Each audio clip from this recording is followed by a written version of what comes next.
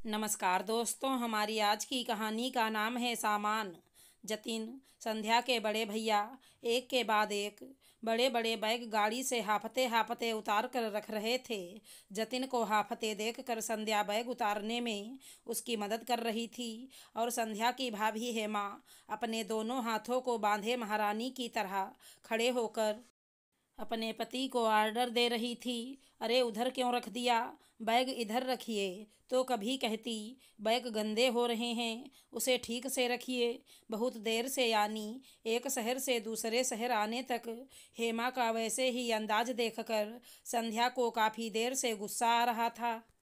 पर शांत हो जाती, क्योंकि संध्या के साथ उसके चाचा चाची, माँ बाबूजी और बड़ी बहन भी थी, इसलिए टोकना सही नहीं लगा।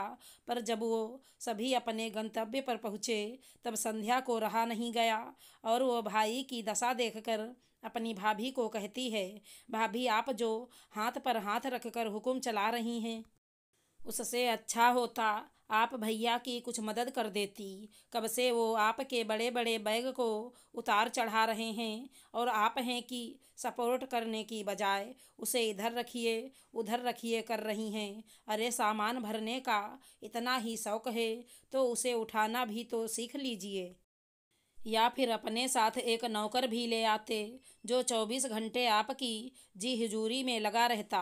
संध्या के ऐसा कहते ही हेमा को जोरदार मिर्ची लग जाती है और वो गुस्से से लाल पीली चेहरे को तानते हुए कहती है, अरे ननद रानी, आपको क्यों तकलीफ हो रही है? अरे मैं अपने पति से काम करवा रही हूँ ना, तो आपको क्यों सीने में जलन हो रही है? जलन नहीं भाभी, बल्कि भाई की हालत देखकर तकलीफ हो रही है। अभी 2 दिन पहले उन्हें फूड पॉइजनिंग हो गया था और उन्हें कमजोरी की वजह से स्लाइन की 2 बोतल चढ़ी थी। वो अभी अंदर से कमज़ोर हैं, ये आपको नहीं दिख रहा? कैसी पत्नी हैं आप, जिसे पति की तकलीफ नहीं दिखती पर पैसा और काम करवाना दिखता है। अरे ननद जी, तो मैं कौन सा ठीक हूँ? मेरे भी कमर में दर्द रहता है और आज सुबह से ही मेरे इस उंगली में दर्द और सूजन है। अपनी उंगली आगे करते हुए हेमा कहती है, अब आप ही बताइए, ऐसे टूटे हुए उंगली के साथ मैं अपना सामान कैसे उठाती? रहने दीजिए आपकी बहानेबाजी भाभी। फिर संध्या की नज़र हेमा के पहनावे पर जाती है। वो आज जींस और टॉप पहन रखा था और जींस पहनने के बाद जींस की बटन उन्हीं उंगलियों के सहारे बंद होता जिस उंगली में हेमा दर्द और सूजन कह रही थी। संध्या को समझ आ रहा था हेमा का भारी सामान नहीं उठाने का बहाना चाहिए, क्योंकि हेमा हमेशा ऐसा ही करती थी। कहीं भी घूमने फिरने जाना होता था तो वो भर भर कर सामान ले जाती और उठाने के नाम पर कभी पति तो कभी ससुर जी होते थे या फिर संध्या को करना पड़ता था और हेमा अपना पर्स और गोगल्स लगाकर स्टाइल से चलती रहती थी। इस बार भी बहानेबाजी करके हेमा बचना चाह रही थी, पर संध्या आज बिना बोले नहीं रह सकी। देखिए, आप हद से ज़्यादा बढ़ रही हैं ननद जी। अरे मैं अपने पति बच्चे के साथ कैसा भी व्यवहार करूं, उससे आपको कोई मतलब नहीं होना चाहिए।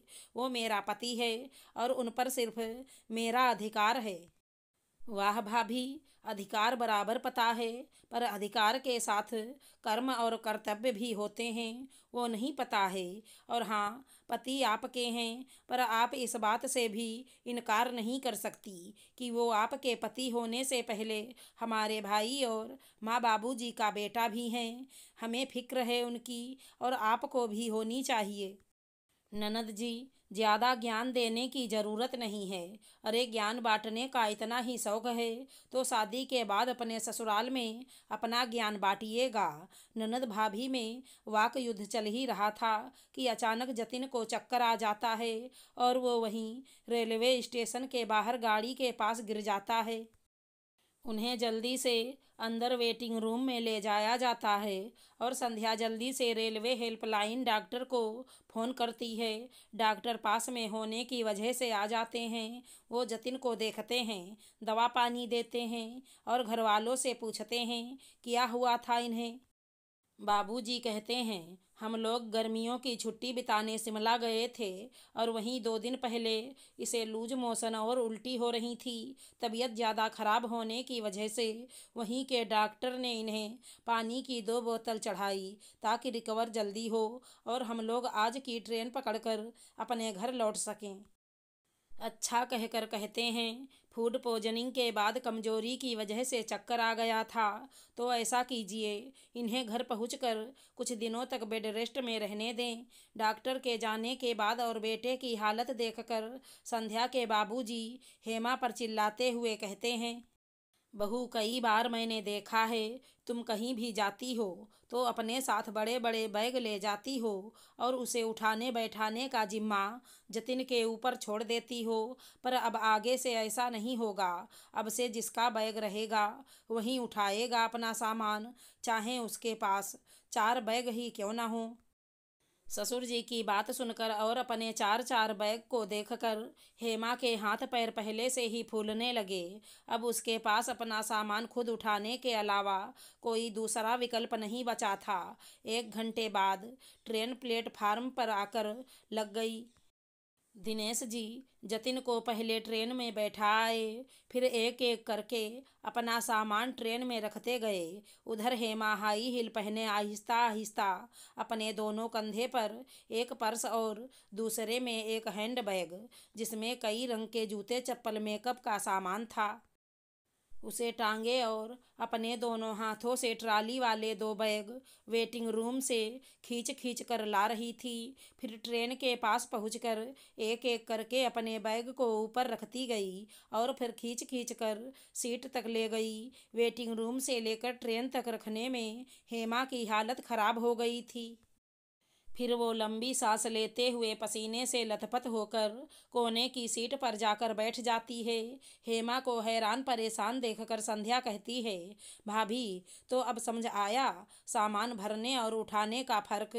आज भैया की तबीयत बिगड़ी नहीं होती तो आपको ये बात कभी समझ नहीं आती। संध्या की सच्ची बात सुनकर हेमा अपना सिर झुका लेती है। तभी जतिन हंसते हुए कहता है, अब आया ऊंट पहाड़ के नीचे। मैं कितने सालों से हेमा को यही समझाना चाह रहा था, पर उसे लगता था कि मैं हूं ना फिरी का कुली, उठाएगा नहीं तो जाएगा कहाँ, अब झेलो। फिर संध्या हेमा की बहानेबाजी को सरेआम करते हुए कहती है, और भाभी, आपकी उंगली में हो रहे दर्द का क्या हाल है। इस घटना के बाद हेमा को जीवन की अच्छी सीख मिली। अब आगे से वो कहीं भी टूर पर जाती तो कम से कम सामान ले जाती और अपना सामान खुद उठाती थी। आशा करती हूँ हमारी कहानी अच्छी लगी होगी। धन्यवाद दोस्तों।